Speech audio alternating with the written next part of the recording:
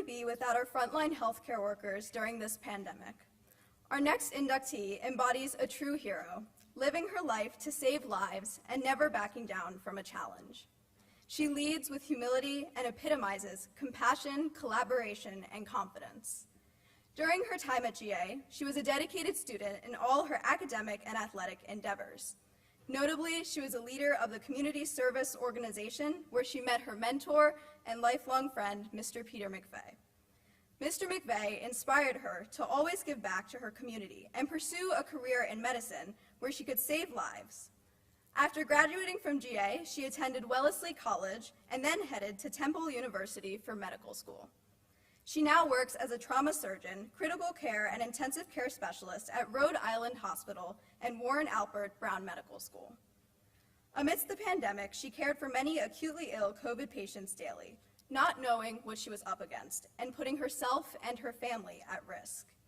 As one of the few physicians with the knowledge of working ventilators, she trained hospital personnel on the care regimen of COVID patients, and her rotations lasted from 24 to 36 hours. With no sleep, 3 or more layers of protective equipment, and holding the hands of dying COVID patients, one nominee commends that she never once refused to do her job. She highlights that it was a terrifying, humbling, and draining experience, but it was also one of the main reasons people go into healthcare, to save lives regardless of the circumstance. As the minority in a historically male-dominated profession, she faced countless challenges. Still, she followed her dream to become a doctor and even spent months in Malawi, Africa, collaborating with nurses and doctors to save lives, giving her a philanthropic experience like no other.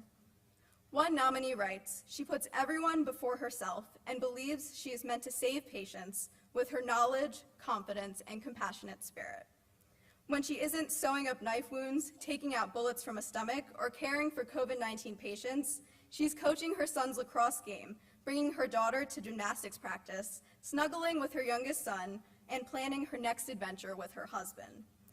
Ultimately, for embodying a healthcare hero and representing the mission statement in all regards, please join me in congratulating Germantown Academy's Alumni Mission Award recipient, Dr. Stephanie Lueckel, class of 1996.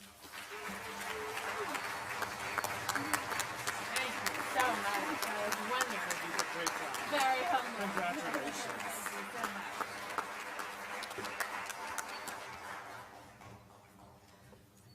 I was so excited about the mask because I didn't want to have to wear lipstick.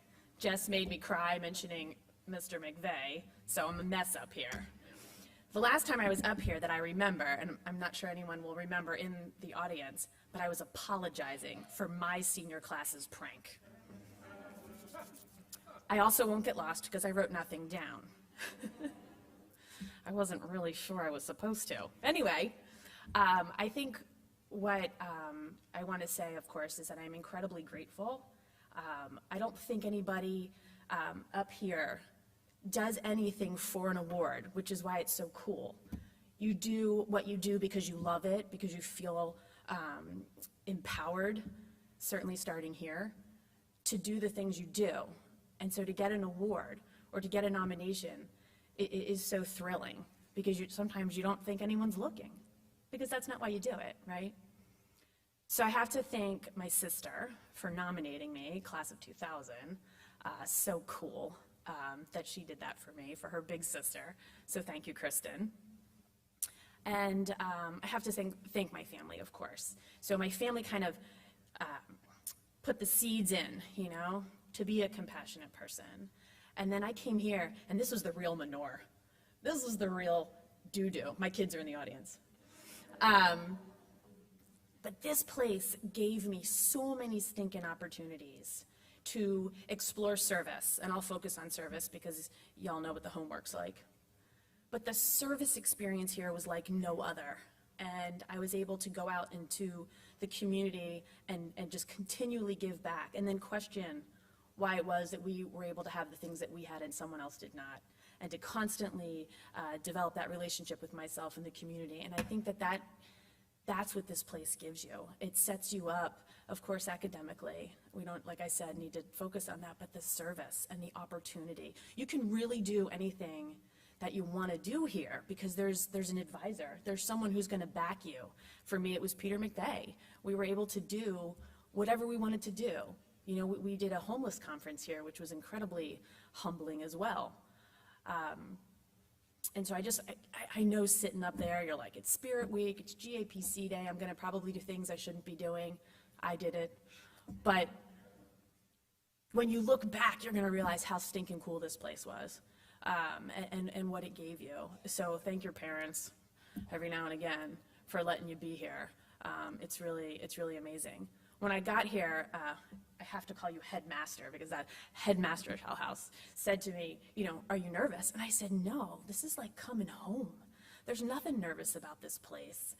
Beth and I were sort of reminiscing as we walked over. There's a lot that's different, but there's so much that's the same, and the community is the same, and that's really what's important, and what I hope you all focus on, and try to kind of remember that like squishy stuff, that this place is so cool, and you're so lucky to be here.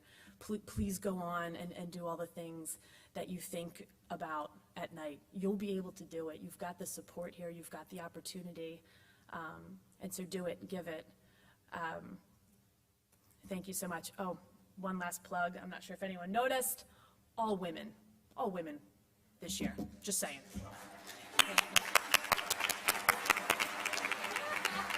Thanks.